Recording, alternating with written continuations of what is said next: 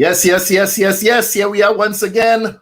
Another episode of Caribbean Feedback. And I see some smiling faces this evening. That's right. Ms. Karin, Forrester, BantuKreations, how are we doing this evening there? Well, thank you. I see you greeted us with a big smile. And Mr. Mark Chase, he's trying to smile down there, but it's not quite coming out. It's not quite coming out. We're not getting the true essence of the smile. How are we doing, Mr. Chase? I'm doing quite well. So what happened to the smile? You look like you're forcing it, man. Like you're not happy to be here. No, that's plastic smile. I'm happy to be here. But that you know, when you smile, they take you for soft.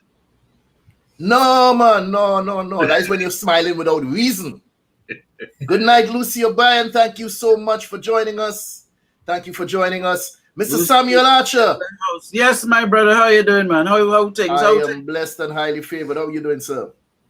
Man, I just feeling real irie right now. You know, I feeling irie. Long day. You know, just doing this, that, and the other. So wait, hold on. Your day had more than 24 hours in it? What do you mean a long day? It's the same day I had. Yeah. It's a 24-hour day, but they just had it longer. Yeah. Or you had more to do? I had no time to check if it's more or less. Things are just going on. So after, you know. Oh, when you come here talking about a long day, no matter how many long you say, don't make the day any longer. It's the same 24 hours. We all have to do it as we please, for richer or for poorer, better or for worse. What? It's the same 24 hours all of us have. What are you talking about, brethren? To do I know. I have to please. Richer or poorer? Well, people getting married or something? Or what's going on here? All I have to tell you about proper time management. That's what you have to work on. Proper time management. That is what you have to work on. Anyway, I go hear about you and this proper time management business. Proper time management. We're talking about all of that tonight.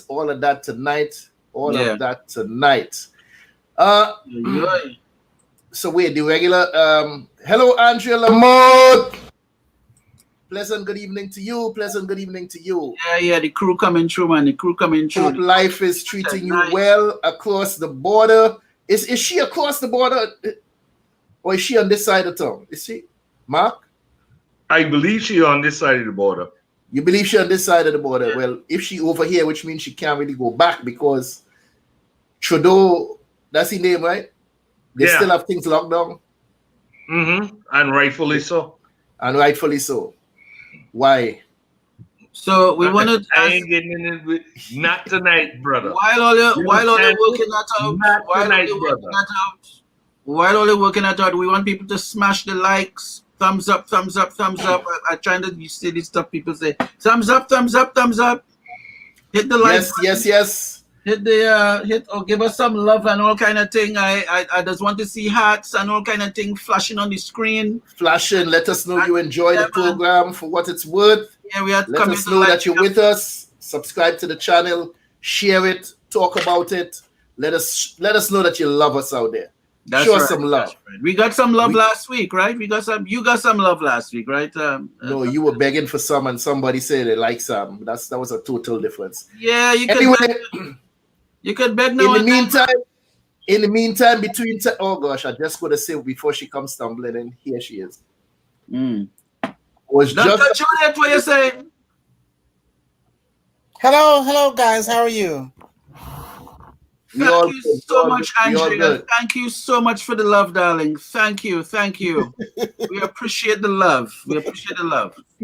Sam, before we go any further and we have to deal with it later, the wrong title. Episodic title is in the background behind Dr. Judith and Mark. Oh, yeah. Okay, so Yes, sir. let's take care of that because people might. Please and thank you.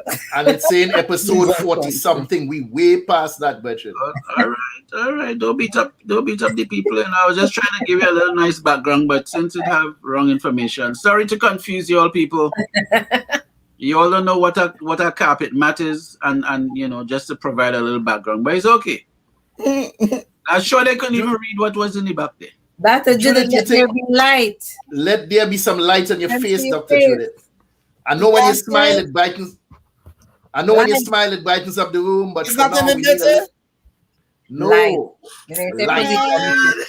All you do is move the screen up and down. We say light. Gosh. Light on your face. I'm in my bedroom. Hold on. Yeah, it's chocolate central tonight, It's chocolate. Mark, you're reaching the bedroom tonight. You're reaching the bedroom tonight. Yeah, I finally reach. Is it any better? I finally reach. Is it No. any better? No, it is not. Okay. All right. Let me go to the bed then. Mark, Go to the bed. All right. Where are my glasses?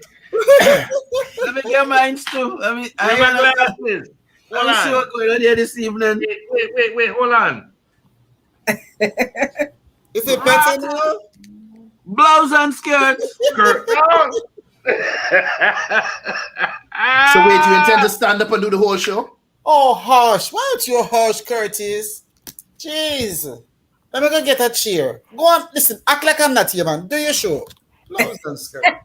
Blouse and skirt. Act like you not here. What a thing, what a thing. I Also, sure in the meantime, between time, while Judith get her act in order, Chevelle Hope, she said, put on your glasses, Sam. Put on your glasses. That's I right. don't know if it's because they look better with it. Let me see here. Let me see. Or maybe you could, I don't know what it is. She said, put on your glasses. Oh, tell me which one look better. This one, yeah? Or this one. All right. So we go say this is number 1. So I could put number 1 in the chat. And this is number 2. You put number 2. It's not the same glasses the man take off for back on. No, it's two separate. It's 2 separate styles. You see? Look. All right, ladies. Because it's just ladies we have in the chat there. Just put our number in the chat and tell us 1 or 2. No. You trying to think. Tom put number in the chat just to tell you about your glasses. No. What number you talking about? For business Anyway, purposes Sham, only. roll the thing. Let me get the thing. Business purposes only. That's what the number is for. Yeah. Mhm. Yeah. Get the thing rolling. Yeah, ain't fooling nobody with that. I'm not fooling anybody. All right, my brother. So we go hold tight here and get it moving here. All right.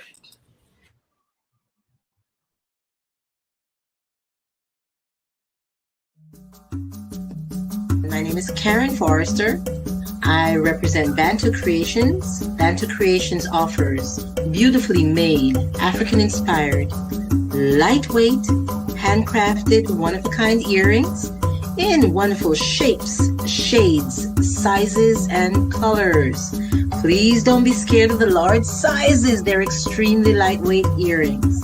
BantuKreations can be found on IG and on Facebook as BantuKreations. That's BantuKreations with a K.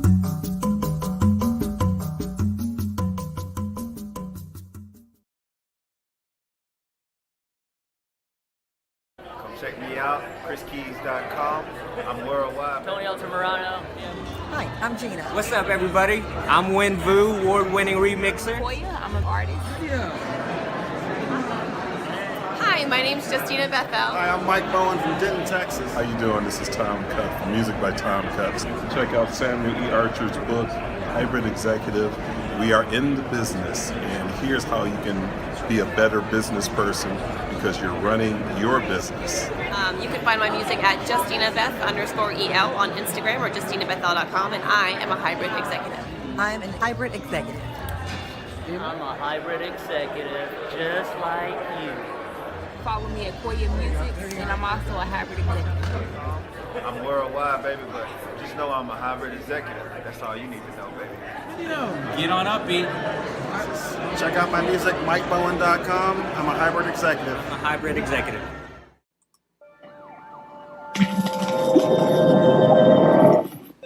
Hello there and welcome. My name is Curtis Henry. Over the past few weeks, as we were putting the final pieces together to get the show on the road, some people asked, why do you need to showcase Caribbean people? Why Caribbean Chat? And I say, why not? Because we as Caribbean people have worked too hard, come too far, and suffered too long for us to continue taking a backseat. It's time for us to rise up, speak out, and show the world the value and the richness of our culture. So I'm providing a platform to showcase the history and culture of Caribbean people in entertainment, the arts, politics, sports, and economics. We will explore the many profound contributions they have made to society. So we invite you to stay with us as we launch what is to become one of the greatest voices of Caribbean people, for Caribbean people, by Caribbean people. On this platform, Caribbean people of excellence get to tell their story. Our aim is to ensure that your contributions are acknowledged and celebrated. Welcome to Caribbean Chat. So make sure you like us on Facebook, follow us on Instagram, and be sure to hit that subscribe button on YouTube. We are Caribbean Chat.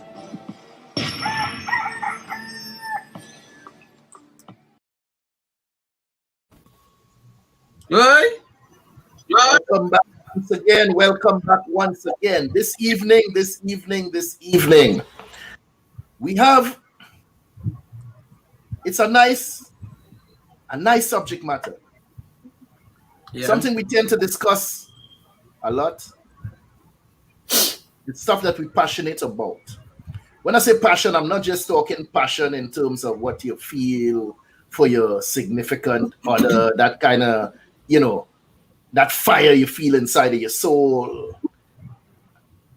Not that kind of just emotion, not that little bit of enthusiasm. I'm talking about fieriness, fierceness, excitement, energy, that zest, gusto, what you feel for life. That passion I'm talking about. The show is entitled Passion versus Purpose. However, I tend to look at the two of them as the same, your passion and your purpose. But we'll find out what Karin meant when she entitled it Passion versus Your Purpose. Mark Twain said that 20 years from now, you'll be more disappointed by the things you didn't do rather than the things you did do. So tonight, I'd like to ask you listeners, I'd like to ask your panelists a couple of questions. Now, mind you, do not take this all as questions that you're supposed to answer, but just think about it for a second. It's not a 16-part question. But I'm asking, what would you do if money was of no consequence in your life? What would you do with your time? What would you do if you had the peace of mind knowing that all your bills were paid and you never have to worry about finances ever again? What would you do with your time? What would you attempt to do if you had absolute certainty that you would not fail? Now ask yourself this question. Why aren't you doing it? Most of us spend our entire lives working for someone else, doing a job. Understandably so, because we have bills, we have responsibilities. But how many of us are truly passionate about the mundane tasks that we perform on a daily basis just to make a dollar? Most of us take pride in the fact that we're adults, and we have the power to make choices. So then why aren't we making better decisions as to how we live our lives on a day-to-day basis? Most of us are living a life that has been crafted out by someone else. I'm not talking about younger adults who are attending college because, it's expected of them.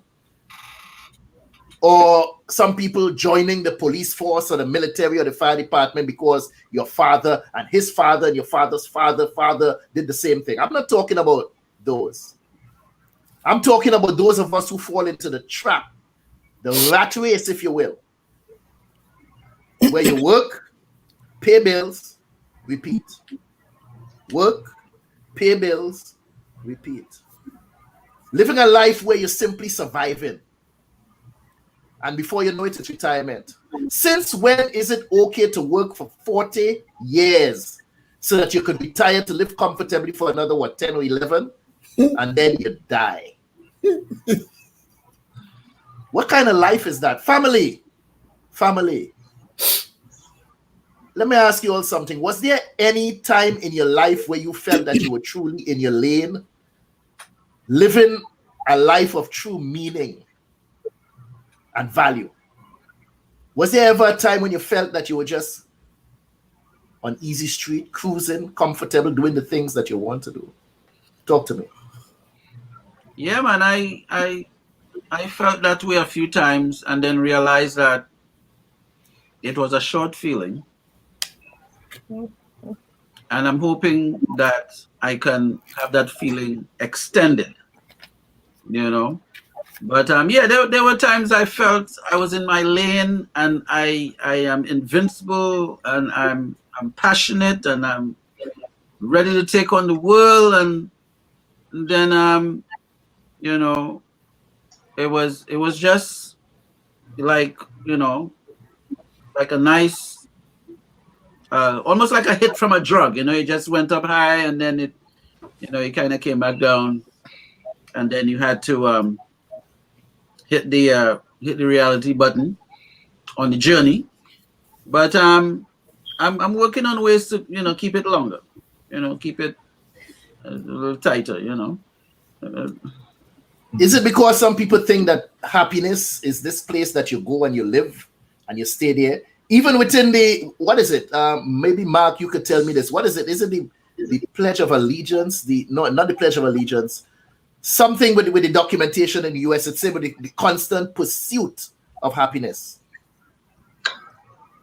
Well, I'm going to say I'm a little different than what Samuel said. I have always felt that I was in my lane. I have been in this country and seen what powers can do. And I've spent my life trying to take them down for their BS. And I have felt in my lane and very content doing it. Now, it's cost me a lot of money. So money wasn't the object. Justice was. So I really can't speak to that because I haven't felt it.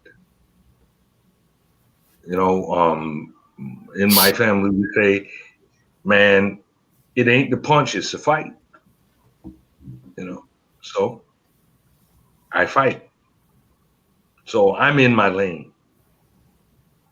So I really can't, you know, can't speak to that was why people do or people don't.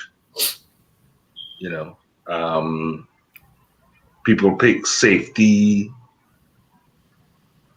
over, you know, what should be done. Karin, explain to me. I have a little problem with not you, your wording. Why? How could we separate purpose and passion? I think your purpose is to a certain extent determined by your community, your country, even your society, where you're taught, you've mentioned it already, that you should put in 30, 40 years in one area if you can, and retire with a pension or savings, and that's your entire purpose in life. You know, be the provider in your family, man or woman. Do your best with your children, and that's it. Work to make sure that they're okay. Very few people think that they can have any level of duality in their lives, follow their passion as well as do the functional things, you know. So, Are we saying that purpose is your everyday stuff, and then passion is what you want to do, like your dream, or what it is you believe you're here to achieve? Correct. I'm not saying that's the entire definition, but in my mindset, I think your purpose is predetermined to a certain extent by where you live and on this world, on this earth. In certain cultures, I mean, if you're, as you stated before, if your family is in a certain line of business, there are certain parts of this country where it's predetermined that that's what you're going to do, and you just go through the motions of living. I'm wondering if we could put what we do to survive as part of the purpose. I'm not sure if I see it as purpose, because purpose to me, when you had your first child, you knew no matter what you did artistically, your primary responsibility was toward that child. And when that second one came, that only doubled that mindset. You had to make certain that they were well taken care of. And if that meant putting your back to your passion with music, that's probably what you would have done if you were required to do that. Some people see beyond that requirement. You did, but a lot of people don't. A lot of people can't even recognize what their passion is because they've been on the grind for so long trying to do what is expected of them. You ask certain adults, 40s, 50s, 60s, what is your passion? Literally, they're dumbfounded. That's just pitiful. That's just sad. Yeah, I think never had a dream, but because they've sort of put it by the wayside for so long. Yeah, I think what happens when folks are confronted with the conversation of passion, sometimes they feel it's something stupid because all along they had to do they had to do, I guess, what we're gonna technically call purpose. You had to pay the bills, you had responsibilities. So they were quick to put aside the thing that gave them that drive, or the thing that they really felt excited about. Mm-hmm. So, if they put 20, 30 years into one thing, and then you say, so what's your passion really? They probably are sort of numb to it and probably have to maybe take a few days to think about, well, what was it I really liked? Or what was it I really wanted to, what was I passionate about 20 years ago? I had a young lady this weekend, I believe it was on Sunday. We were just chatting, we're in the same forum. And she said, I've been so busy doing a certain amount of things and marketing it for a business that she hasn't paid attention. I think she's in her early to mid 30s. She hasn't paid attention for quite some time to what she truly is passionate about. And that, to me, that was just really sad. We kept on talking, and she enlightened me about certain things, but she had to actually think, let me get this started, let it gain some momentum, and then I've got to get back to what I truly want to do. But there are people who are much, much older who are just lost in, Let me ask this question, Dr. Judith. I want you to chime in on this. Do we really pursue our passion, or does our passion pursue us? Because no matter, let me tell you something, no matter how hard I try, I cannot get away from the things that I'm passionate about. Writing, filmmaking, communications, media arts, anything that has to do with media arts. I cannot get away from it. I don't really think I pursue it because regardless to which corner of the world I may go, the passion is pursuing me. So I think it's both. Okay. I think we pursue it and it pursues us. And by pursuing us, what it means it bugs you. It comes and it whispers in your ear. Sometimes it gets loud. Oh, God. Talk to them. Last time I talked about it with loud. in the ear. And it's like, what you doing? What you doing? Uh-huh. What do you think you're doing?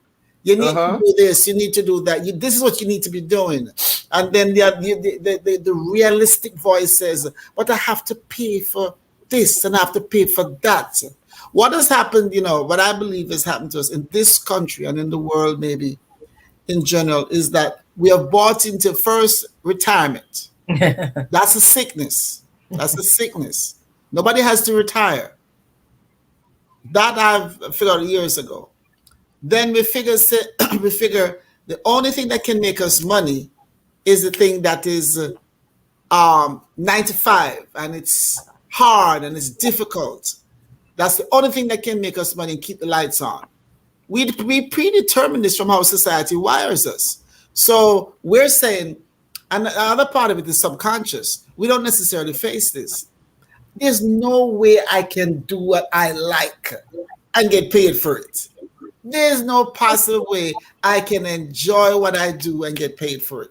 So we're getting these messages to really, and the other thing is money. You see, we don't understand that if we're fulfilling our passion, there's money in it. That's a prize. We feel, especially in this society, we want to be on television. We want to be noticed. You can be passionate about what you're supposed to be passionate and do it in your little community, in your little world, and nobody on Facebook, YouTube knows you. We have gotten to the point where we feel in order to get our passions met and whatever, we have to be well known. You have to be world renowned. And it's not true. We can be well known in our own little area of life, wherever we live and whatever we do. So what we do, we say, well, I'll do this for a few years and then I'll pay the bills with that and I get this done. And that's when the passions start coming to you and say, hey, Curtis, yeah, you did, what happened to the writing? Then you feel guilty, you feel ashamed. So you start writing. But when you start writing, you feel like not going to the 9-to-5 job.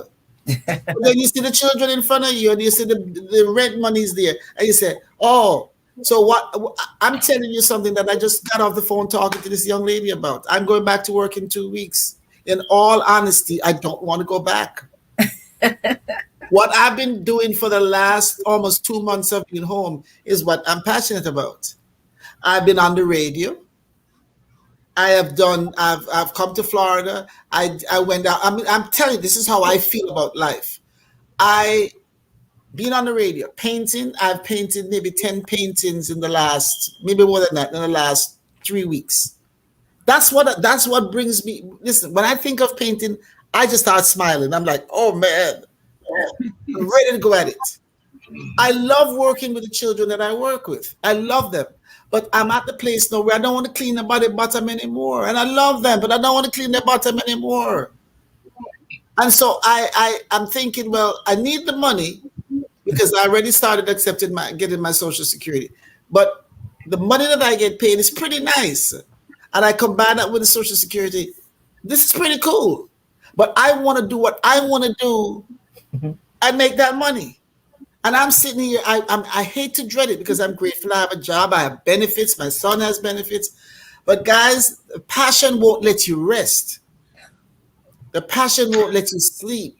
It won't let you rest because I believe that God gives us a purpose. Our passions are used to live out the purpose. We get confused by the world and what we should be doing and what we must be doing. Like I tell my son, he said, I was talking about bills, monthly bills. I said, I don't have cable. I don't have a lot of stuff that other people have. And I'm fine without it. But we talk ourselves into, we have to have cable. You have to have this. So what you do, you tighten this chain around your neck of what you have to do. And then you wonder why you're in trouble all the time. So I want to add something, Dr. Judith. You hit on something. We all live within a duality. Right. Okay. And that's our lives. Okay. there are some people who front load their lives. Okay. They say, what do I want before what do I need? Need, right? Okay. It sounds silly, but you know, it's very prevalent. And those of us who go about, you know, I have to have a job, I have to pay the bills on time, there are other people who just front load their lives. They say, you know what? I don't want a Corolla, I want a BMW 8 Series. Mm-hmm. I don't want, and they get what they want up front. They get what they want up front. If they want to write, they write. Mm-hmm. So is it passion? Perhaps. Perhaps. I will definitely agree with that. It's their passion. It's what they want to do. It's what drives you. Zig Ziglar. You heard of Zig Ziglar? It's about courage. Courage. Listen, I just finished talking to this young lady about the courage to step out. Mm-hmm. Zig Ziglar said that Zig Ziglar said that if you're not doing what you're passionate about, you're wasting your life. He's not lying. He's telling the truth. But the thing is, too, well, I don't know about all that, but I grew up in a society where terms like get a real job, terms like where you wasting your time with that over there, right? It's, you know, it's bad enough to even share what it is you want to do, right? And then when people come with all the negative nonsense on your head, and you know, it really they turn you off, man, to the point where you're like, you know, so the person who is passionate is somewhat forced to lose or get numb to that thing that they really want to do, because sorry to cut you, Sam. Sorry, let me stick up in there. Stick up in there. Let's stick up in, no problem. The problem, you know, is that you don't lose it, that you don't really get numb. What you do is you press it down, and it comes back at you, like Curtis is saying, and I know because it happens to me. It comes back at you while you're in the midst of doing that 9 to 5. Get a job, do what you're supposed to do. It comes at you, and you start being dissatisfied, and you're wondering, why are you dissatisfied? You're wondering, why is it that everything annoys you? Because you're not doing what you're called to do. What we're doing is we have gone along with society, and society says, do this, this, and that. The problem is, let's see some of them people out there losing their minds and killing people because they are unhappy. And the thing is that we confuse money and our passion. That people can be working in their passion, not making a lot of money, but they are okay. They're at peace with it. But so what we have done, we have traded. Let's get this, because we believe we must have the car, a certain kind of car. We must have the cable. And when you start putting all those things that you must have, then you lose what you need to have. And what we need to do, and I'm saying this for myself as well as anybody else, what we need to do is to be honest and to be, Mark said it, we have to have courage and step out. And for me, I would say God will provide. Now, listen, there's no two ways about that for me. 10 years ago, 11 years, whatever time frame, he said to me, quit your job and buy a new car. I said, nah, sir, that don't make any sense. I said, that don't make any sense. And that's how I talked to the Lord. Listen to me. I did it. He said, quit your job and buy a car. The Saturday that I went to buy the car, I had some money put away and I would not touch it. So I go to buy the car and I said to the man in the car place, the Lord has sent me here. I need a car and I don't have a down payment. What can you do for me? The man ended up telling me his life story, and then he said, let's see what we can do. I drove out in that 2010 Honda Accord, 4-door, sunroof, the whole works. I drove out there that afternoon and I did not give them 1 penny. Glory. 2 weeks later, I gave them money. Listen to me. When I wasn't working, when I was ready to, the house was going and everything, and I called the car company. It was $400 and something a month for the car note. And it had things in there like if you need oil change, that was part of the money, whatever. I called the company. The lady said, I never know nobody like you. I was paying them $25. Whatever I got, I sent to them. I said to the lady, come and get the car. She said, we don't want your car. I said, blouse and skirt, she wouldn't come to the car.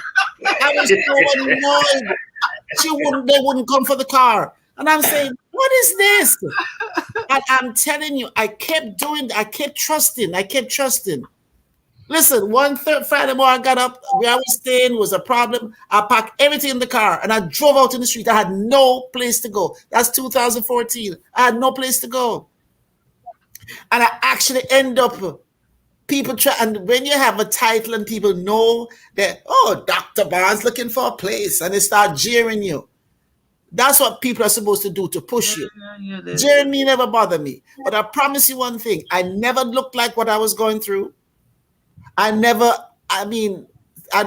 go to McDonald's and Burger King. That's where my office was. That's what I was doing. Mm-hmm. And I'm telling you, I can sit here tonight and say, I never needed anything. I never needed for anything. And what I eventually ended up with is far more than I would have had I just kept taking it, just going along with the regular things that we were doing. So what I'm saying is, I'm going to say something stupid. When I moved from little boy from Brooklyn to Manhattan, we moved into a place in Stuyvesant Town, Peter Cooper, and across the street was the 23rd Street pool.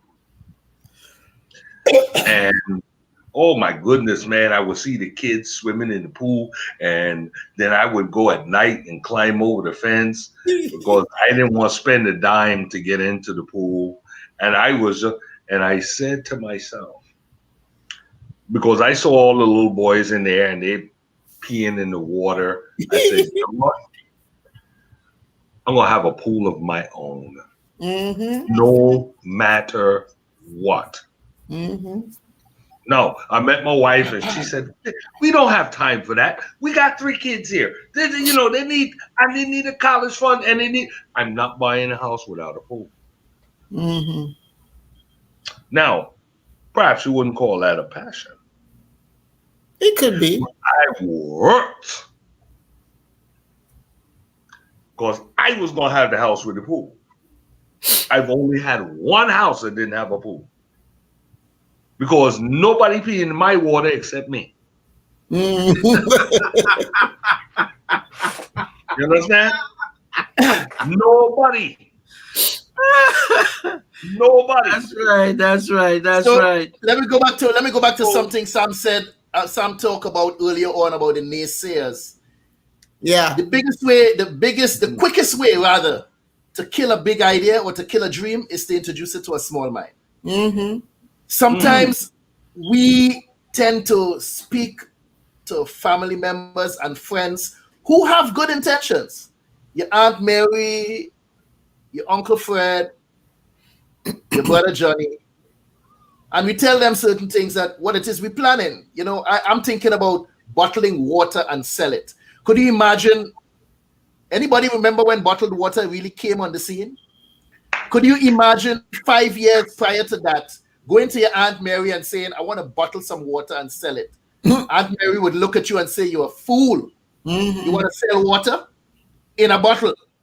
Ain't nobody going to drink that, and she's going to empty it out and piss on your drain.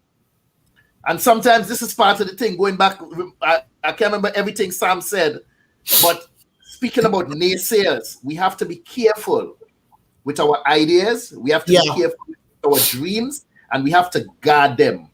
Yeah. And be careful who you introduce them to, because sometimes the people that you think are well-meaning are some of the people that hurt us the most. Yeah. Mm-hmm. So guard your dreams, guard your ideas as to who. And Diane Roxanne Martin said it. Dream killers. Yeah. Dream stealers. Some people who just don't want to see you do well. Sometimes you just have to work in silence and get up and do the things that you want to do, the things that you know you have to do. And just get up and do it. And going back to what you said about Zig Ziglar, one of the things he also said is that in order to get what you want in life, You have to help enough other people get what they want. Yeah. I had to hear that about 10 times before it actually sink in. Yeah. And no matter what it is, it's about service. We have to remember that we're living a life of service. Service. I don't care what it is you're doing. In your business, Mark, you doing audit services. It's in the name, service. Because the more people you audit, is the more business for you. Dr. Judith, the more people you get on your couch, is the more business for you. So it's about you serving more people. BantuKreations, the more people you supply with earrings that they love, it's the more money in your pocket. So we have to remember to continue living a life of service. And that is how we will excel, no matter whether it's something you're passionate about or if it's just your gift. But you know, Curtis, if you're serving, you can't help but receive. It's natural. If you're doing this, something's going to come back to you. So like you said, service. I give away some paintings. The next thing I know, somebody just called me the other day. She wants almost $200 worth of paintings. And today I gave away another one to a little girl that used to be one of my students. I gave her one. I don't give it to her to get anything, but it is the law of nature. You give out, you're going to receive. That's why you have to be careful what you give out. But I really believe what you're talking about, and like I said, I'm facing that right now, is we've got to find a balance between what we ought to do and what we should be doing. Because the problem is that we end up miserable. We end up we are so angry at the end of our lives because we have spent so much time with people like what Sam said, people saying, what do you think you're doing? You need to get a real job. What kind of foolishness is that? You know, the person who developed who made the light bulb, all these people that did these things, people are calling them stupid. People are calling them a lot of names, but they kept going. But like you said, Curtis, in Genesis, they talk about Joseph. Joseph told his brothers that he had a dream, and in the dream, he saw them bowing down to him. Well, that's the worst thing he could have said to them. He was the youngest, and they were bowing down to him. Who dare him? But the truth of the matter is, he saw his destiny. He saw what was coming, but he was a youth. He didn't mean any harm. He was just telling them what he dreamt. But because they're dream killers, because they end up throwing him in a pit, because they're dream killers, even your brothers, your sisters, your parents can be dream killers. They threw him in a pit thinking that's it. But Joseph kept rising. And I use that story a lot. I share that a lot with people because the truth is, once you share something with somebody, I think I share things with people because I get enthusiastic. You know, you want to write something. I have an idea of something I'd like to do with a show I'd like to do with Oliver Samuels. Last night I was thinking about it. I was talking to Tyron about it. And I'm giving him, you know how we used to do, Curtis, back and forth, trading. And I'm giving Tyron the lines, and Tyron is laughing. He said, Mom, that's good. But I said the first thing I have to do, if I talk to Samuels, I have to say to him, listen, we got to sign something before I tell you my ideas. Because he might go up and use my ideas. It's called a non-disclosure. Okay. So when I lived in New York and I went to London and Paris on my own. Now, like Mark said, courage. I wanted to go to these places. Crazy as a loon. I didn't know I couldn't do it. So I just called TWA and I said to them, how much does it cost to go to London and Paris? And the person said, would you like to go on a tour? I said, no, just me. I don't want to no tour. You know you're crazy. I don't know. I said, no, I don't want to go on a tour. I just want to go by myself. And I booked, I'll never forget, $948 it cost. When I got into London, I had a head cold, which is the worst thing, flying for 8 hours with a head cold. I got into London and I hear these English people speaking. I was like, what the heck are they saying? Because there's one kind of English and another kind of English. I went on the double-decker bus, all that stuff. I went on a hovercraft from London into Paris, into Boulogne, and then I went into Paris. That was so, everybody around me was losing their minds. Judith? She didn't know anybody in England? I said, no, I wanted to go. When I came back from Paris, I had one friend of mine go take a French class. She went and took a French class. I'm the one that went to Paris. And I'm saying to myself, because what it is, the courage that people are moved by the courage. What I find, and Curtis, I mean, I think we're all, whatever. You get to a certain stage, you start saying, nah, I better not. Nah, I'm getting older. So you start putting all these limitations on yourself, and people are happy to put limitations on you. But when I was in Paris, I saw in the subway stations poetry on the wall. And I thought, whoa, that's cool. So I go back to New York and I write the transit authority. This long, I make up this whole, what do you call it now? Proposal. A proposal. And I had a motion. I remember. Okay. Is your idea the tech? Listen, my book is called Poetry in Motion, Poetry in Bloom. So I come back and I said, I would love to be the one in charge. I'll get the poems. I'll collate it. I'll do everything and get the poems to you. And what those suckers did? They waited 1 year. I walked into the subway one day. Oh, the subway train didn't open. And I'm telling you, I'm not easily shocked. And I went, it said Poetry in Motion. I said, God, 1986 or 1987. I remember it well. I remember when it started. So you're the one who gave them the idea. Yep. And I wrote them and I threatened them. I said, ciao. A year. They waited. So what I'm saying is that I'm learning not to tell people certain things anymore. Because before we run away, I just wanted to share with you, you guys quoted Zig Ziglar. That is how my book actually starts. I have a quote in the beginning of Hybrid Executive. When you help other people you get what you want. When you help other people get what they want. I'm paraphrasing. Yeah. And I just want the folks who are listening to please hit the like button. Please share. If you're on YouTube, hit the like and hit the little bell and all that good stuff. We have to kind of just keep reminding people as we go because it's very important to help with the show and all of that. But coming back to the conversation, I think I remember sharing with Curtis one time. I am an Old Spice freak. Well, not as before, but one time I was. And every time I travel, they will take my Old Spice spray from me because it's like 4 ounces and change. And apparently the rule was whatever you spray, it has to be under 4 ounces. And I did what you did, Judith. I wrote Menon and said to them, look, I am tired of having to buy a new kind of spray when I'm traveling. Could you do a size under 4 ounces? No, seriously. Okay. Could you do a size that's under 4 ounces? Okay. I go pull up the email and share it with all of you. They responded to me and said, thanks for whatever, But at this time, we're not going to blah, blah, and all that, whatever. Couple months later, I go into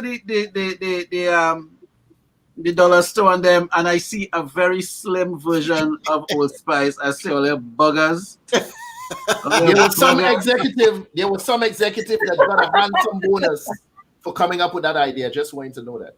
Yeah, I'm sure. You have to be careful. I want to just interject here. We were talking about courage, right? And Dr. Judith, when you came to this country, where did you live? Mount Vernon. Mount Vernon. Sam, when you came to this country, where did you live? Brooklyn, East Flatbush. East Flatbush. Karin, I know where you lived. Curtis, when you came to this country, because you lived in the same place I did.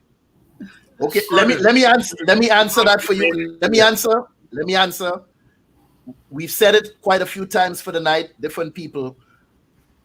When we keep saying this country, let us explain that because we have people all over the place listening to the show. So when we say this country, understand when it came to the United States. Yes, I live in Flatbush. You lived in Flatbush. Okay, let me tell you the kind of courage that Dr. Judith, Mount Vernon was mostly Quebecois, was French. East Flatbush was mostly Hasidic. Right. Stuyvesant Town, Karin, was Irish. And you and I were both there. Now, I started in Bedford-Stuyvesant, but I went right there. We looked like the period at the end of the sentence. And so did all of you. Right. Okay, so why would our courage not allow us to pursue our dreams? You've already done it. Yeah, but Mark, what you're saying is so, I mean, the immigrant to any nation, the immigrant is some of the most courageous people, an immigrant. But remember, immigrants come with something in mind, not necessarily their passions, not necessarily their dreams. They come to get what they hear that this particular country has. So it seems to me that as soon as we think we have received or we have arrived, we don't want passion anymore. What we want is comfort. We want to get comfortable because we get the car, we get the house. When I was a little girl in Jamaica, I heard America. I mean, I never thought of America that way. But people basically thought that coming to America was take care of everything. And I believe that there's a level of comfort that we get to. And we start saying, the dream now, you have to go back to that old boldness that brought you to America. Youth is bold. Young people are bold. They don't necessarily think there's a risk. We get older, we get more scared. I've seen that, so I know what I'm saying in that regard. We get comfortable even when there's nothing to be comfortable with. We don't want to put our neck out there anymore. We don't want to strive anymore because we're afraid we're going to get shut down. And the truth is, as who said it? Somebody I was reading on Sunday. Can't remember right now. But they said age 65, this guy named Dr. Jeremiah, since age 65, he has written 14 books. He has become most successful from age 65 on. And that's why he was talking about retirement. He said, this retirement thing that we put in our heads, why you can go on as long as you can go on. You don't have to retire. And we put everything, we involve money in everything.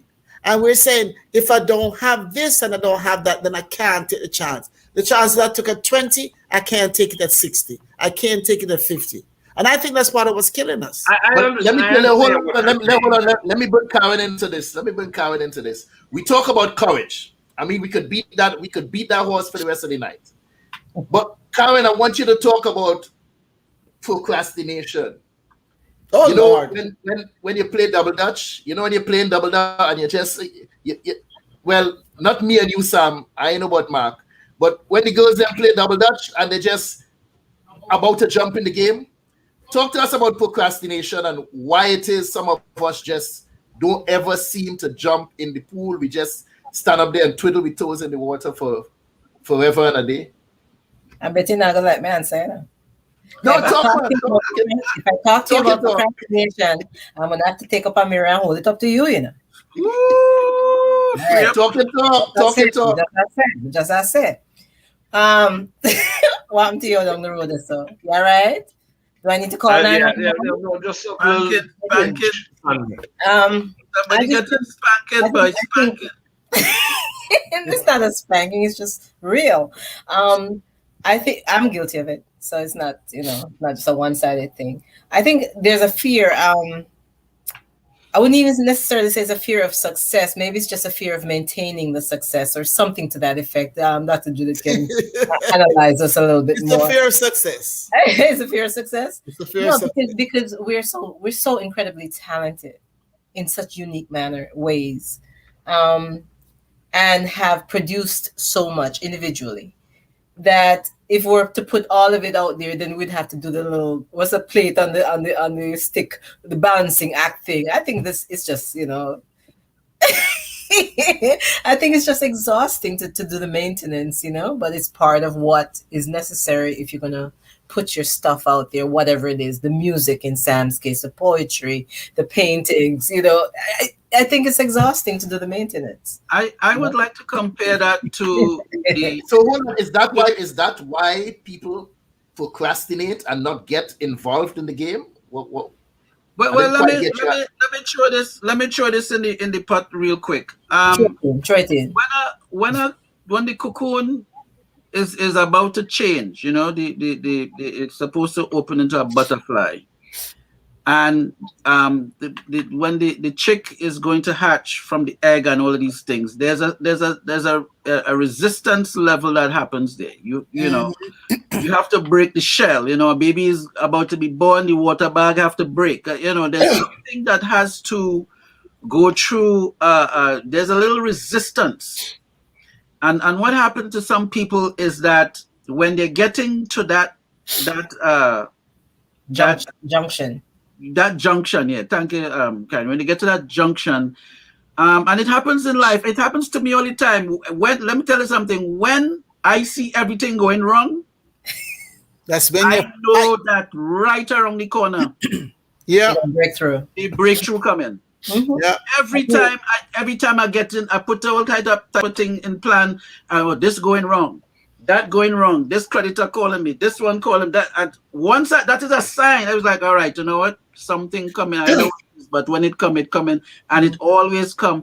But some people cannot face that resistance moment. Once it start, that resistance start.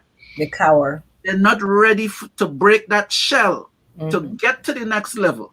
Mm-hmm. So I have people I know that they have demos and songs since the 80s. They're recording. They can't put out one song yet. I kid you not, and I'm telling you, really good material. They cannot put out a song yet because once they get to that little resistance, that little storm that they had to go through, they break down and say, "Now we gotta do it. Let me push it back 2 months." And then next thing they go push it back. I'll push it back next year. We push it back. I need more time. 20 years go by. Mm-hmm. All right? No, seriously, there are people with demos on cassette and Ampex 2-inch tape and all kind of thing that they spend money for and they can't release it yet. So it's that moment, Curtis, so to answer that, is that moment of resistance that comes there. Some people can't fight that. They're not ready. And there's a way to know that you're not ready. And if the butterfly can't break that stick thing that is built, what do you call that? Cocoon. The cocoon. If they can't break that, they're not coming out. It's a wrap. But you know something? There are people who would rather stay in the cocoon and say, rather than come out and say, I failed. But they don't understand. Staying in there is failure. Yes, it is. Staying there is failure. Yes, and they have a story, they talk about the eagle. And they said the eagle, they have the eaglets, the baby eagles. And when it's time, when the mother eagle and the father eagle, when it's time for the baby eagle to fly, before this, the nest has soft feathers in there. It's nice and it's comfortable and it's okay. So the eaglet wants to stay because it's nice and comfortable. As soon as it's time, who knows it? Not the eaglet doesn't know it. The parents do. So what the eagle does, whether it's the father or the mother, they start putting inside the nest pieces of stick that joke the eaglet, things that make it very uncomfortable in the nest. So now when the eagle is in there, the little eaglet go, they can't stay still because it's not comfortable anymore. And then what the eagle does, this is real. What the eagle does, the eagle takes the baby eagle and throws it. And they can go as far as 10,000 feet. They drop the eagle, the baby, and when there's the mother, the father is waiting beneath to grab it, to catch it. Because the idea is not to destroy the baby eagle. It's to teach them they got to leave that nest and they got to start taking chances. They got to start. Got to fly. But they don't, because the trauma of that, falling that far, that hard, would kill them. So what they do, they have one parent waiting at the bottom to catch it. They bring it up and they do it again until they get accustomed to being free. And freedom is a frightening thing. Freedom is a very frightening thing. We all want to be free but freedom has responsibility. What do you do with it? What do you do with it? Exactly. What do you do with it? But that whole thing of fear of success, I had it for many years. I didn't want to be successful because of my environment. I didn't want the people around me to be upset with me. Because one of the things Karin just said, and she didn't expand on it, when you consider, just being honest with yourself, when you consider what's inside of you, the largesse of it, the power of it, because I believe that I have daunting. It is daunting. It is daunting. But I can tell you, even when I was in Florida the other day, when I was on the radio, this lady said to me at my mom's house, she said, "You sound like you are quite at home." I was perfectly in my element. It was where I belong. There was nothing that I had to, do it. It was where I belong. So when people looking at you that didn't expect that of you, and they start saying, "Oh, come she's so good, I should have do it that often." Because it is inside of me. It is inside of me. But I want a radio show here in Georgia. I have tried different ways to get one. I've tried. It's not that I've tried. I just sent out a whole little portfolio again the other day.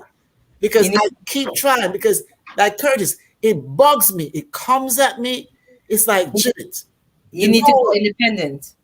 If you're seeking that validation from an external source, an organization that's doing that business, and you're not getting through, you need to go independent.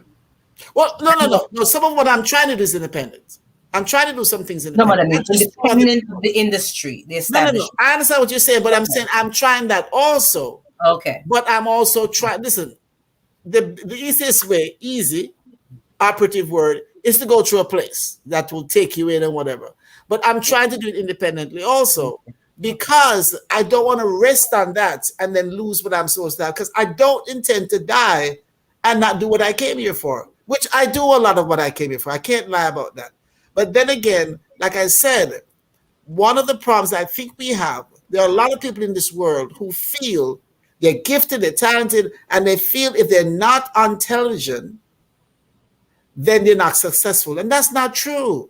No, what happens, Judith? What happens? A lot of us, we get this feeling that somehow our value decreases because someone else don't see our worth, and that's why so many people give up. So many people fall to the wayside because they hear one no, and they judge their whole project, their whole talent, whatever it might be, based off of that no or those subsequent no's.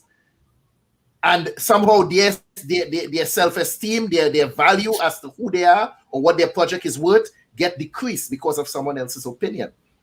And we have to remember something here. We have to remember people like. Excuse me. We have to remember people like. We have to remember people like Colonel Sanders. Right. How many no's did he hear before somebody decided to take on that recipe? And too many times, a lot of us give up. We give up before that ship comes in. We give up before opportunity strikes. Like Sam says, when we get in that tight moment and things start to go wrong, so many people just walk away, kill their project based on somebody else's idea. And I think that's just so wrong. Sometimes I want to interject something very, very quickly because I'm getting international calls, and that's why I'm okay. But I had an audit in Butte, Montana, and I took a plane in, and I was to audit these Air Force bases that were in and around Butte, Montana. And I was like, man, I need something to eat. I need something to eat. And I am walking downtown Butte, Montana. It was 10 degrees below zero. And I got down to the end of the street, and there was a little place with a Jamaican flag outside. Oh, have mercy. And it was packed. Yeah, man. It was packed. Every West Indian that was in the Air Force was packed in this restaurant, and it was just like I was at that moment. Guy put his elbow in the side. Wait, you can't order before me. I've been standing here 10 minutes. It was packed, and I had to talk to these people, man.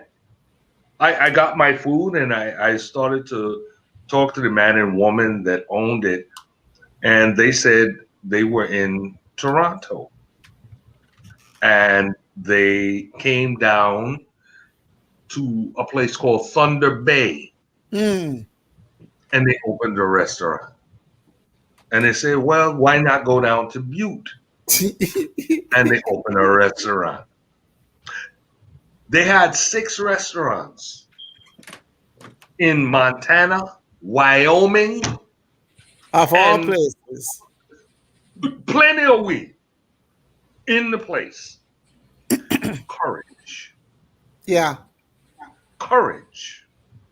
Courage. Okay? Their dream didn't die. They just did it. Yep. They just did it. And the gentleman of the couple that owned it asked me, what are you doing here? I said, well, I'm here on an audit. And he looked at me and said, they got black people auditing. And I said, I guess we're in the same position. Right. So you cooking oxtails in Butte, Montana, and I auditing the people. He said, oh, God, kiss my neck. Boy, times have changed. Yeah. Courage. Yeah. Courage. I heard a story the other day about a young Jamaican used to work on the ships. I mean, it's not a new story. It's not an old story. And he worked on the ships for several years. My guy has a restaurant in Paris. I'm like, what? He has a restaurant in Paris. A little Jamaican guy work on the ship and then decide him have a place in Paris. So I tell you what I'm planning to do. Well, I'm sure Mama. Go ahead. Well, I have to take this call. I want to wish you all a good night and bless up, man. Bless up. Well, good. All right. Well, good. All right. Okay, Mark. Thanks for joining us. Well, good. Do bunks right. too. Well, good. Do bunks too. Can't bounce. Too fat now. Okay. All right. Good night. Good night. Night. Let's talk. We got to discuss fear. That's another thing that stops a lot of us from pursuing what it is we really and truly want to go after. That fear factor that comes in for a lot of people. Fear is not something that has ever stopped me in life from doing anything. I mean, I always ask myself, what's the worst that somebody can say? No, right? No, that's the worst they can say. If you go ask for something, they're not going to pick up someone and hit you in the head because you come and you ask for something. Worst they're going to tell you is no, right? But I think that fear, just now you all, you and Dr. Judith and Karin, you all spoke about fear of success. Fear of failure is another aspect in that, right? So many people just hold back. And some of what I've been hearing lately, people who talk about, well, fear, we have to embrace fear as part of the process. That fear, you have to fear, no, not fear, but failure rather, as part of the process. In terms of succeeding. Embrace failing. Fail yourself to success. And so many of us tend to shy away from things because we fear failure. We're scared to fail. We expect to do it once and get it right that first time. Other than that, we're not trying. Well,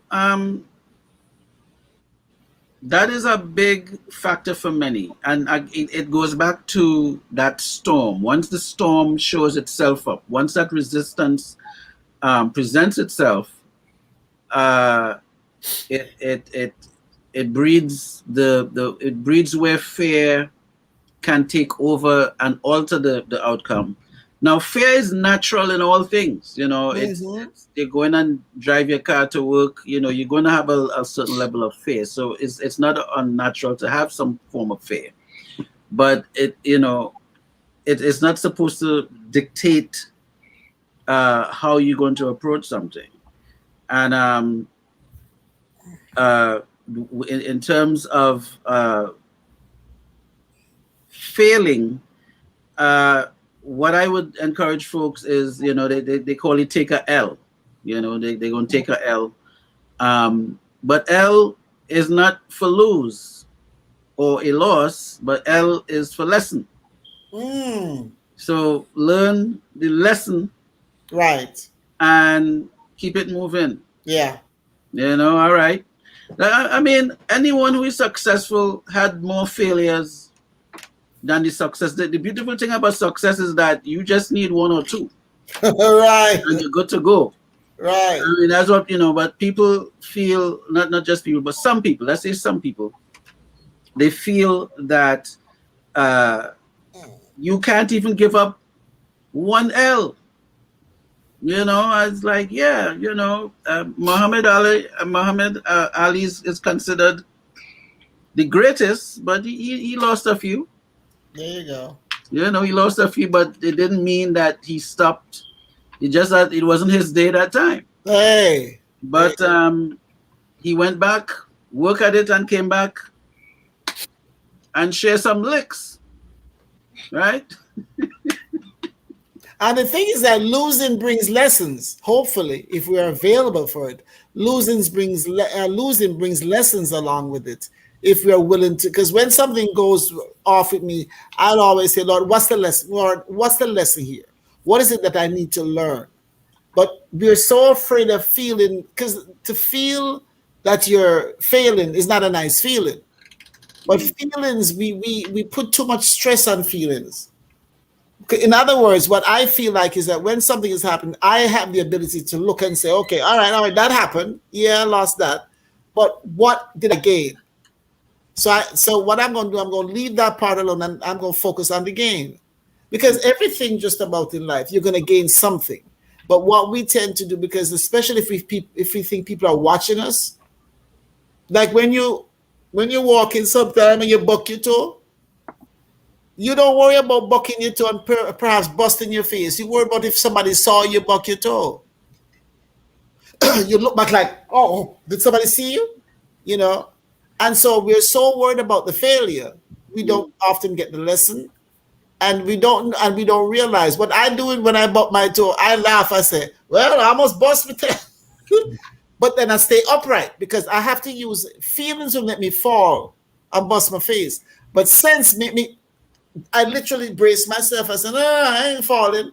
But we're so concerned about what people think about our failures, when truthfully, if we kept our dreams to ourselves, people wouldn't even know we're failing. Because if they don't know what we're going at, how could they know we're failing? So maybe that whole part of not telling your dreams is the most powerful thing. One of the most powerful pieces is if you tell people your dream and they see you going towards that dream and you slip. Talk about your turn movie star, idiot. Because they know what your dream is. If they don't know what it is, they say, well, and fall down. And maybe that is, I've had to learn that because I get excited about other people's dreams and I will share mine. And I've seen, listen, there's a lady I work with, a teacher. She said to me, because like Curtis said, service, before I started painting, I said to her, she draws beautifully. I said, why don't we do a children's book? We work with special needs children. Let's do a children's book. You do the drawing and I do the words. And she looked at me like, I don't know who you talking to. I'm white. You don't suggest nothing to me. I mean, that's basically her attitude. In my mind, I said, well, that's your loss. When I started painting, she called me and she said, I got to tell you something. And she really calls. And she said, I got to tell you something. And she said, I had a dream. And apparently she's known for her dreams. When she has dreams, it comes true. And she called me. She says to me, I got to tell you something. I had a dream that you are going to become famous for your paintings. So listen to me, what happened to me. Before she called me and told me that, I already had a vision that remember, I'm not saying I'm no great artist because you can become famous. I don't even know how you got there. I had a vision that happened. So when she called and told me that, you know what I said? Don't say a word. Don't you say a word. So I said, oh, really? One day she came into the classroom. I had a painting I was going to send out to somebody. And she looked up and saw the painting. You know what that lady said to me in front of 3 other people? She said, you know what? I'm going to be honest with you. She said, those are nice, but I'm going to be honest with you. I can't be happy for you. Right out in front of other people. She couldn't hold it in. This is the way I look at life. The Holy Spirit made her speak because I needed confirmation of what I already knew. I knew she had a problem with me succeeding. And she said it. I mean, the words, she didn't hesitate. It just came out. She said, I'm going to be honest with you. And she said, you're getting good. She said, but I'll be honest with you. I can't be happy for you. Wow. She couldn't. Let me ask you something, or ask you all something. Did the opinion of family or friends ever weighed heavily on your decision to pursue something that you were passionate about? Yeah. For me. Yeah, again, I knew my parents meant well, but they were from the school of 10 and 20 jobs, 50s and 60s. And I do appreciate their sacrifice. Right. I appreciate their sacrifice because they really couldn't, it wasn't time for them to dream. It was, look, you come to this place, buck yourself, and, we're not really welcome here like that. And it was really more about banding your belly and establishing yourself. The thing is, by the time I come around, is the same thing. Well, look, I know you like this thing over here, but that ain't gonna really pay the bills right now. So, go this route and so on. So that did play a role in some of the things that affected me. And before we run away, I'm just going to throw this in the pot too. I'll be throwing all kind of thing in the pot tonight. Boy, a lot of pot business. The issue of approval. Yeah. Some people feel that 5 people need to sit down around a table and approve for you to do what you need to do. Yeah. I had a post. I had a post on Facebook about a couple of days ago.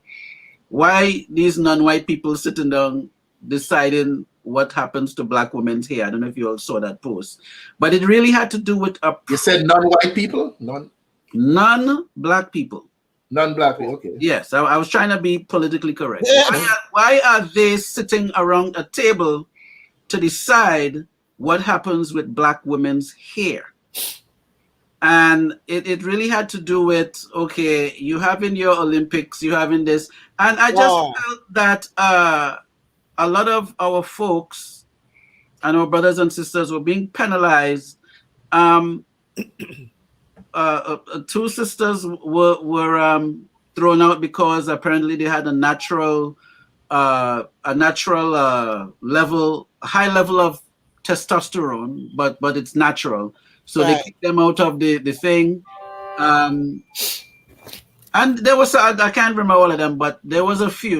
We're not going to talk about the sister who had her lifting experience. Because I guess, that was a whole different thing.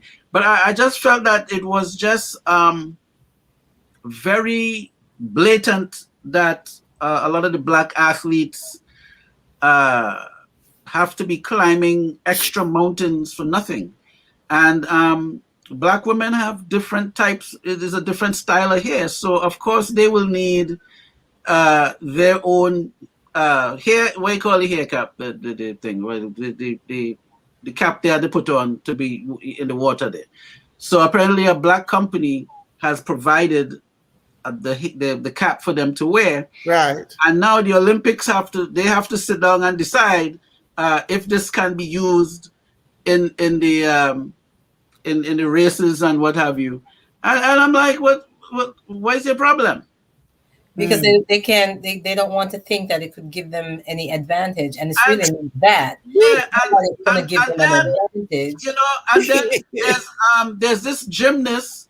They're telling the gymnast, well, you can't do these moves over here. And I'm like, look, if you can't do the moves, is you to catch? Your problem. They've been doing that for years. They have a French girl named Bonnelly back in the day. Bonnelly and Bonnelly dark. Bonnelly darker than me. Gorgeous. And that girl, they gave her hell because when she did her routine, she had all sorts of exotic moves and stuff, and they couldn't stand her. And but she's in the States now. She's in the States teaching. Someplace, one of them like Colorado. She's in the States teaching people to do figure skating or whatever. But Bonnelly did what she wanted to do, and they gave her hell, and she didn't care. And she did it anyway. Let me go to the chat for a second. Carol Knight said that you need to come out. People in general need to come out of their comfort zones. Yeah. And following that, Sherelle said, I'm going to have to go big on my homemade ice cream and forget about fear. My advice to you, Sherelle, if you have your secret recipe, whatever it is passed down from grandma, and you have your homemade recipe for ice cream, and you want to get this out there, that first batch of ice cream that you make, listen to me carefully, give it away. Right. Make a batch of ice cream, find a way to get those small little containers, something little like this, sample cups, and you pass them out for free. Yeah. Give people just a sample of what it is you can do. Let them taste it. Leave them yearning for more. So that by the time you start to produce it in mass quantity, they already know what it is your product tastes like, and they won't be hesitant to come out and spend their money. But make a batch of that ice cream and give it away. Give it away. Let people taste what it is you'll be presenting to them in the future. That's one gem that I want to share with you tonight in terms of your advice. Moving along, let me ask you all something here. How is it you get out of your own way? So what she said? There's a saying, find your why and fly. Tell me how it is you get out of your own way and allow yourself to fly. Well, first of all, is what I always pick on. Jamaicans say a pitch on. I always pitch on denial. You cannot deny what you need to face. Because once you admit your limitations, see, you know your gifts, you know your talents, but once you admit your limitations and all that, then fear is good to a certain extent. Fear will spur you on. A certain amount of fear, when I go on the radio, a certain amount of fear it makes me push hard, it makes me do better. So fear can be good. It leads you to something better. The fear that is bad is the one that paralyzes you. So you don't want that fear. So, but I think, as always, is admitting what it is that you have. I have done that now, and I've heard myself say things that I'm like, Judith Barnes, after all these years, Curtis, as long as you have known me, as long as I was talking to Pansy, Jeff's wife, and they don't big me up when I do things. Not really. So they'll give you a little thing here, so, well, that's nice. So I don't live for that. Thanks be to God, I got over that. But I was talking to her about being on the radio. And I said to her, she's silent, just about silent. And I said to her, but you know what? There are listeners were calling and saying that I hadn't heard me on the radio in a while, and they were very appreciative and whatever. I said, but you know what? I like it. And I'm good at it. Silence. Because in our family, Jeff started. And her feeling is that we're only doing it because Jeff started. Bull crap.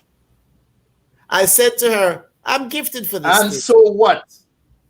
And so what? Because the truth is, he should be saying, hey, because of me, if you want to do that ego thing, look at what has been created. No. So I'm saying, so I said to her, and I heard myself, I said, you go, girl. So I do that for myself all the time. I said, you go, girl. I said to her, I said, you know what? I enjoy it. I said, after all, I'm trained. I not only was trained at ATS like you, I have a bachelor's in communications. And I said that to her. She never said a word. And in the past, that would paralyze me. Now, I said to myself, okay, so I got to do this again then. Because it means that somebody got an issue with me being what I'm supposed to be. But like Sam asked it earlier, I used to be concerned about my siblings wanting, I was like, but they don't want it. Too bad. Let them hear it on the radio and the TV like everybody else. Since you don't, I mean, you're part of the inner circle and you don't want that, too bad. So when things happen for me now, they'll be the last to hear. Because I used to think I had to tell them everything I was doing, and then I wanted them to participate.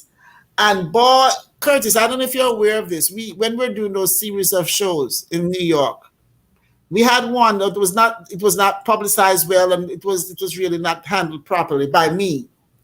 But the substance was there, but the marketing and stuff wasn't done properly. It was a Sunday afternoon, I think, at the Dole Center. I don't know if you're involved. It was like a Valentine's show or something. I remember that day we performed for Cheers. Listen. We're doing from the passion before the Cheers. You perform before the Cheers. We perform for Cheers. But listen, I'm there at the theater waiting for him to show up. We didn't have that many people attending. And, you know, my brother is a star, and he don't want nobody just, you don't want 10 people to show up for him.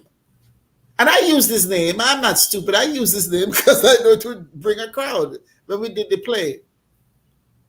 The man was like 40, maybe 30 minutes late, walked in and looked at me like, huh. I started crying. Oh. Betty was living at the house at the time. I said, Betty, what did I do? Because this is my question. What did I do now? Because I know I did something. Just being alive, I did something. And she said to me, Judith, don't do anymore. Don't do anymore. And it clicked me. I mean, it hurt me in my innermost being. And I said, damn. The show was over. He left. His wife acted like, you know, she gonna walk out with him. And about a year later, one day he called me. About a year later, he called me and he said, just casual. Now I'm sharing this with you guys. And it's not to make him look bad. It's to show exactly what we're talking about. How family and friends and all that can stymie you and kill you. And he called me about a year later and just casually he said, we're having a cookout at the house. And you're invited to come. Because I'm crazy. I want things solved. I don't want to just go all night, nothing happened. So I said, no. So we can't do that. Tell me what it is that makes you so angry with me. What is it about me? What is it why you're so upset with me? And you know what he said to me? You need to stop doing so much. Let me tell you something. I've heard twice from two brothers. And basically, I'm telling you information to explain exactly what we're talking about here. Mm. And he said to me, you're doing too much. You're always doing something. I said, okay. And so I left him alone for quite a while. I moved to Florida. When I moved to Florida, Winston already scheduled for me to work 2 weeks for him on air. I'd never gone live before. But I knew I could do it, and he obviously knew it. See, they know I have the gift. Mm. I get on the air, and I work for 2 weeks. He's in England. And people are calling up. One guy said, boy, Miss Barnes, your voice sexy, man. I like your sexy voice. And people are calling up, and I'm getting all these compliments. And I'm not just on the air. I'm doing a program. I'm doing what they call a TCB program. I'm taking calls. I'm working the board, the whole works. Mm. And he comes back from England, and people are still calling after I get off, and they say, we want your sister come back, man. Try and be on like once a month or something. You look at me one day, you're not taking my job, you know, right? So the thing is, one Saturday evening, I'm in Florida, and I'm trying to put a party together for my mom. I get a call from John T. He said, Judith, we need you. Winston is sick. I said, what? I said, I'm doing something. I can't come out there now. So I had to stall and what I was doing for my mom. I didn't even take a shower, run to the station, end up working. He's in the parking lot in his car. What he had was a kidney stone. He didn't know at the time. And he's in the car waiting for somebody to come get him because he couldn't drive. I run in the studio, man, because one thing with me, if I'm called, I'm going to show up and I'm going to give you my best shot. I get in there and I start playing music. Now, what I do, I play CDs because they're safer. I go to try to know album and, the war. I ain't doing it. It's easier for me to queue up a CD. So I'm trying to get situated because I'm just coming in cold. I'm trying to get situated in the studio. And he says he's in the car listening to me. You know what he does? He comes into the station and he opens the door and said, stop playing the same kind of music. Now this man's sick, him back, so I'm holding him back. He says, stop playing the same kind of music. Mix up the music better than that. And I look at him, I was like, in my head, I'm saying, what the hell is wrong with you? Are you stupid? I didn't say anything. I did the show. Lady C came in behind me. She said, my God, you see how powerful us women are. Oh, I mean, just from the call I come in. I am excellent at this stuff. I'm excellent at a lot of things. And this is the first time in my 67th year that I'm facing exactly the gifts and talents that I have. You know why? I stopped depending on their approval. And they're Jamaican men. It's hard for them to share the stage. I don't understand. I don't want to share the stage with them. I got my own stage. And that's where I am now. So they can do whatever they want. I come here for a purpose and I'm going to fulfill mine before I leave this earth. That's right. That's right. I tell you all, some years ago, after the death of my mother back in 1990, she passed in August. I decided that I was going to perform at the world famous Apollo Theater. Mind you, I had never been inside the Apollo, not to a show, to anything. But I decided I'm going to perform at the Apollo. And I went to the Apollo and I performed. Caribbean Amateur Night.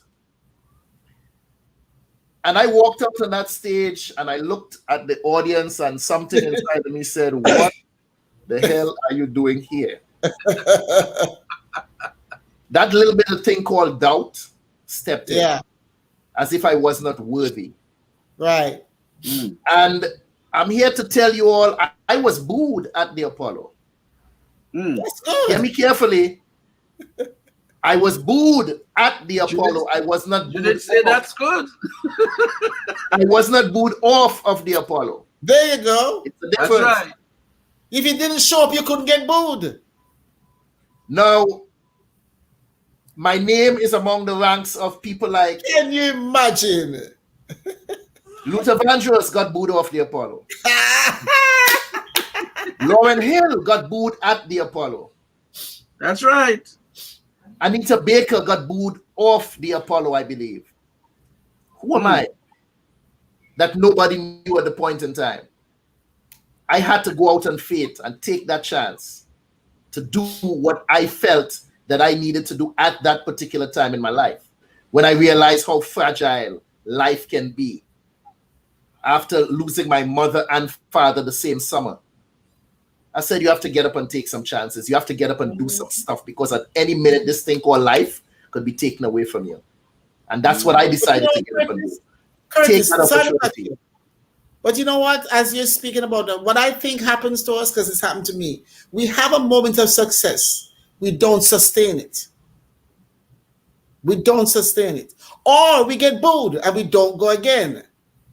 We have gaps in between the booze and the lessons. We have so many gaps. I know I'm guilty of that. And since I've been home the last 2 months, now almost 2 months, I have done more. I'm writing. I just wrote an article that I sent into the local newspaper. I am demanding because of what you just said. My mom is gone. She couldn't take nothing with her. But what I would like to leave behind is the gifts that I've been given, the writing, the speaking. That's what I want to leave a mark and say, hey, and you know what? I do this to myself. Coming up the stairs as a girl, you did good. That's right. Because that's what you get when you don't tell people your dreams anymore. You got to do this for yourself. Pat yourself on the back. So let me ask you all something in closing. Speaking about patting yourself on the back, Sherelle, you have to pat yourself on the back because you said it. You already shared it with everybody, and now you're selling ice cream. Keep pushing. Keep pushing. Keep pushing. That's all I can tell you. We live in Florida, otherwise ice cream. Otherwise, I would tell you send some for me, but we in Florida, it will melt by the time it hit the border. It wouldn't be able, unless it come by ice cream truck, it's not gonna. We won't be able. Diane said, "Thank you, Dr. Judith, for the wonderful cards. Thank you all for the advice and encouragement tonight. Great talk tonight." So in closing, Karin don't like when I ask her a question in closing. She want to close out on her own, but you answer my question before you say what you have to say tonight. I don't have to. You can put out anything that you want. I don't have to answer. So let me ask you something. How could somebody reinvent themselves into being the individual that he or she was meant to be?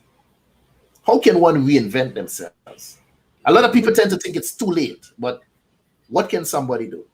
It's only too late after you take your last breath. I'm not into that belief system.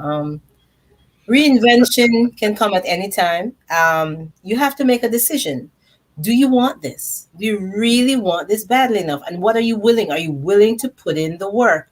I have an adoptive sister and so many talents, but she wasn't willing to put in the work, and then split from one situation to the next that have nothing to do with her talents. Be willing to do the work. And it is work.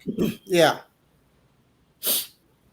Commit to it and be willing to do the work, because you will benefit and others will eventually, but you will benefit from putting in that time into what you really want to do.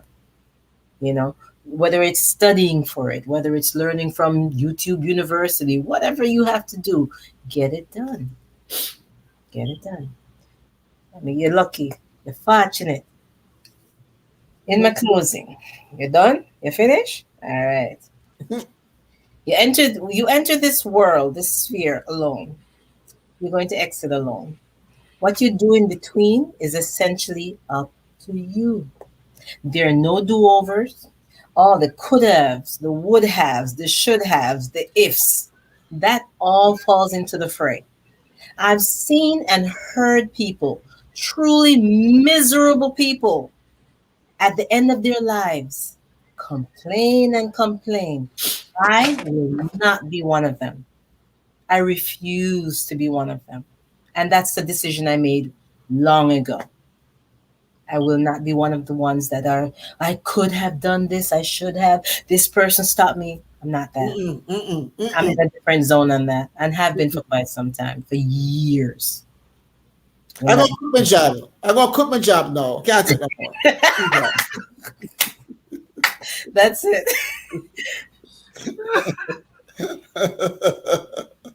So go on, Judith. What you want me to say now? What you asking? The question I asked, how could somebody reinvent themselves to be the type of person but you know what? I can tell you this. Truly live their life purpose. I believe that I have been reinvented in the last several years, but definitely in the last few months and even in the last few weeks. I have a very different attitude about myself and about not expecting any kind of encouragement from anybody. And that is okay. That's okay. To be able to say it's okay is what frees me. Reinvention in the sense that I don't look to people for what I used to look for. So I've had to change my attitude. And in doing that, I mean, I literally see the power in me. And I always knew it was there, but I was embarrassed to see it. I was embarrassed. I write and people read my writing and say, You inspired me.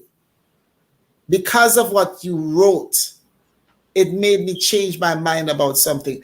I live a life where I walk into a room and people tell me the moment you walked in here, the atmosphere changed for good. So what I'm learning to do is, like Sam said, the lesson. What's the L for? Lessons. When things are going crazy and whatever, I ask the Lord, because that's my source, what is the lesson here? And guys, I tell people, you don't have to agree with me, but I'm living a life that is fashioned from that belief. And I see myself clearly now more than I've ever seen. When I was a little girl, I knew I was smart, but I wasn't supposed to admit to being smart. That's what I found out. That's what I found out. I wasn't supposed to admit to being smart. I was supposed, well, you know, that ain't me. It's not me. And so I've had to fully embrace now that I'm a powerful woman. There's stuff in me that is not yet revealed. And what has been revealed already is going to get more powerful. But I had to get, when I earned my doctorate, I spent the first 3 or 4 years ashamed. Ashamed. And if somebody mentioned it, my head would drop. Because that's the kind of environment that I grew up in. So I have learned, I use my doctorate degree when it works for me. I go to a commission meeting and I want to make an impression. They say you can turn in a card with a question. They say, Dr. Judith Barnes is here. She wants to, everybody perks up. I ain't stupid. It's about time I start using it. I use it now. I went to a meeting the other day. I just signed up for a leadership class through the county. It starts on August 12th. 67, where are you going to school for? Because I want to be a proponent for things that needs to be done in society. That's part of my passion. That's part of my purpose. And I start classes on the 12th of August. I just met the superintendent of schools the other day. I was leaving. I went to the bathroom. As I come back in, I said I was going to speak to him. I said, I don't want nobody to think I'm pushing up on them.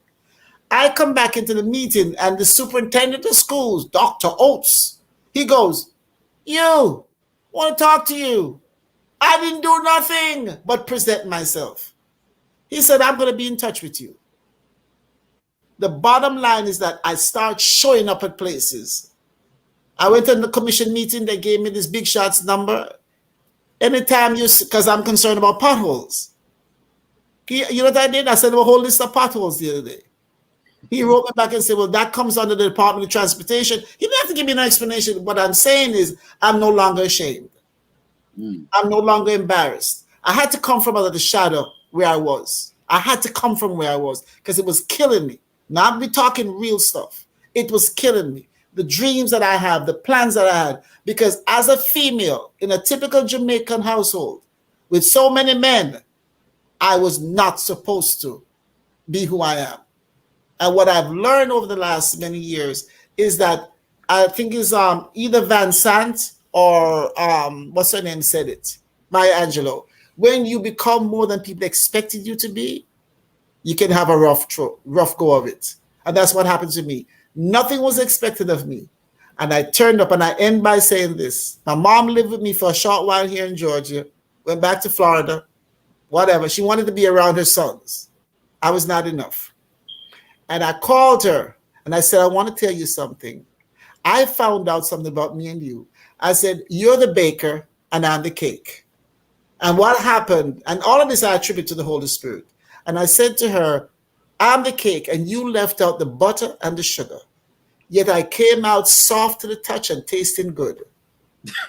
And you're in shock. And you know what my mother said? She said, yes. My mother knew she did not put in major stuff in me. So how I turned out shocked all of them. I'm still shocking them. They ain't seen nothing yet. Mercy, mercy, mercy, mercy. Mr. Archer. Yes, sir. Yes, sir. 3 bags full. 3 bags full. Let your light shine, Dr. Judith. Thank you, Cheryl. You know, there's a saying, once a man, twice a child. And when I was doing social studies for CXC, they say when you are a baby, you have a right. And then when you're an adult, it turns into responsibility. So while you're a baby, your parents was responsible for you. So you had a right to expect it. And then you became an adult, and then you had children. They had a right. And you have a responsibility. And then they get older, and then you'll have rights again. You know, I always remember two boxers from home, and it was an experience, and it came to mind when Judith talked about Dr. Judith spoke about being sort of shy and bashful about having her doctorate, and she had to evolve out of that. She had to grow out of that. I remember when Claude Noel, the boxer from Tobago, he had won a championship back in the early 80s, I think. And the country was so proud, you know, he was excited, and the prime minister wanted to talk to him, and this one wanted to talk to him, and the minister of sports, and I think about a month later, he lost the crown, and he was laughed at. You know, you're young, you're growing up, you're like, okay, but weren't we cheering him a couple of weeks ago? We was cheering him on, you know. We had another boxer by the name of Leslie Stewart, and he had beat a American brother for the championship. And then a boxer from Canada came down and he defended the thing, and he lost. And we laughed again. And I realized that, okay, you know, you grow up in an environment where to try something, if you don't win, you're liable to be laughed at. Right. But what we had to do is, you know what? Let them laugh. Because he could keep trying. And you know, we ended up calling the highway in Tobago. Tobago has a highway from Lowlands, take you all the way to Mountain George side there. It's called the Claude Noel Highway. All right. And I don't know if he's still boxing, if he's still, I don't know. But the highway is named after him. Yes, sir. And that's legacy right there. Because he tried something, he did something. And although people laugh, and that's what I want to encourage our listeners and anyone who see this program. You know, don't worry about the people laughing. The people who are laughing, more afraid than you to try anything. Hey.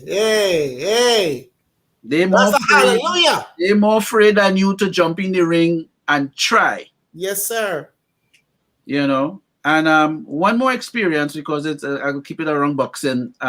We remember we had Mike Tyson and Roy Jones did a exhibition, a little exhibition thing over the COVID time there, and my respect. I mean, I love both boxers. I like both boxers. And to me, it looked like Roy Jones did take a little pounding, you know. But someone who analyzed boxing actually went through the rings and showed you Roy Jones Jr.'s strategy in the ring.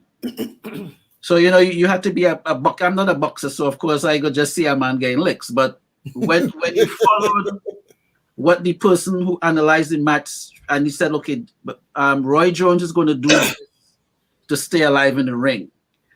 Now, after I saw that presentation, my respect for Roy Jones went so much higher, because to the average eye, it looked like he getting whip inside there.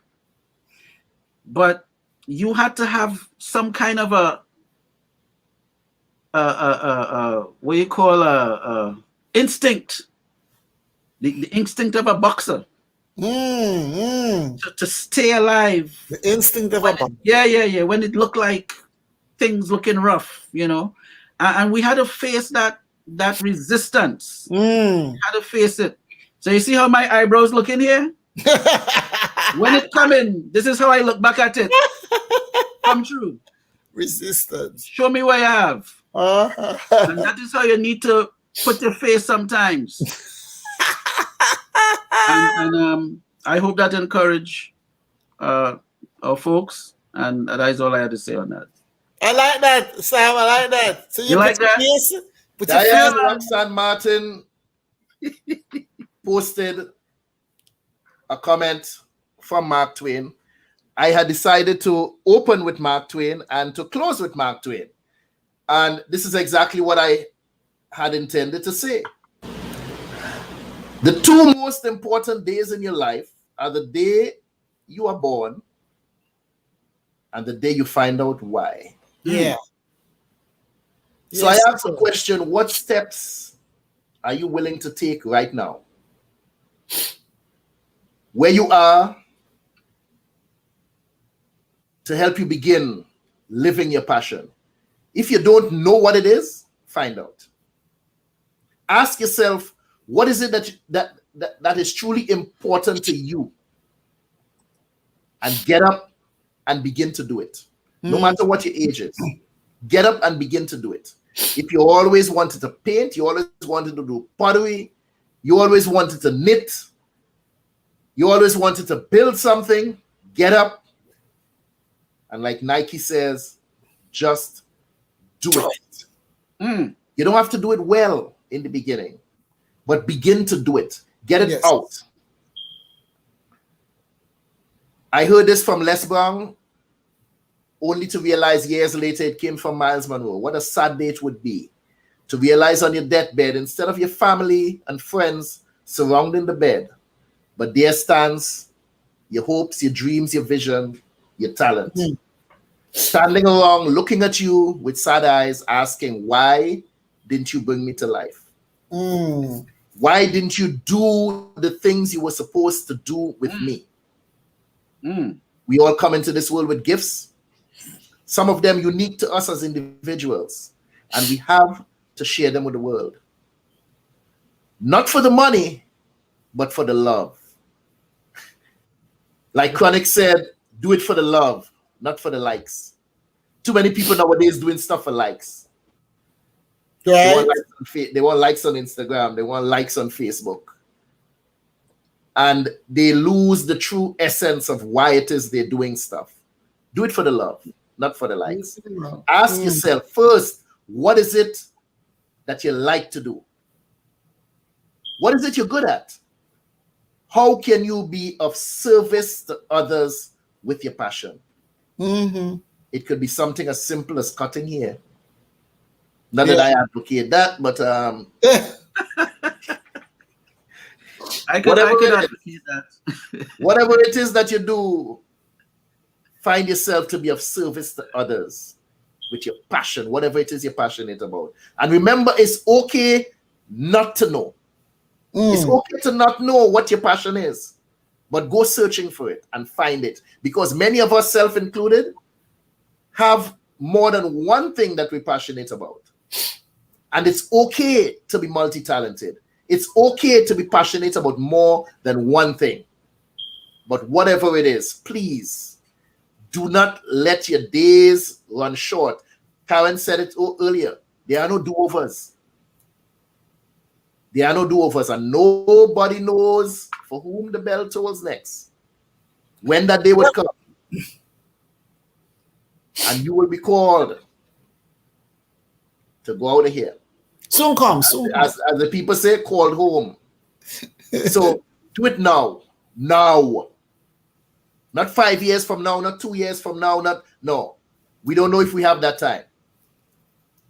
We don't know if we have, Sherelle said it best to me one time. We're talking about next week Saturday. Who says you have next week Saturday? Okay. You act as if you have a drawer full of Saturdays sit down that you can just pull out one and use it. God's willing. Okay? Get up and do it now. Not for the love, not for the likes. Do it for the love.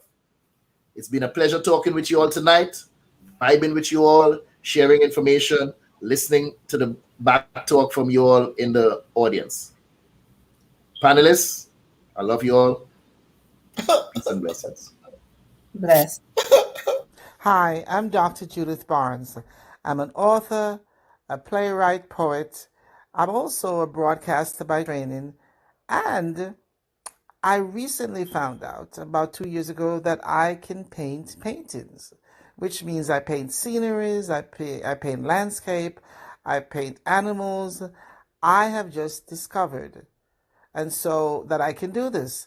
And so along with all the other gifts and talents that I've been blessed with, I have paintings, and they are on view and for sale on Etsy and also on Facebook. And if you desire to order any painting or order one of my books, because I'm also an author, please give me a call at 470-564-8267. That's Dr. Judith, and the number again, whether you want to just talk to me or order one of my paintings or one of my books, please feel free to call 470-564-8267. Thank you.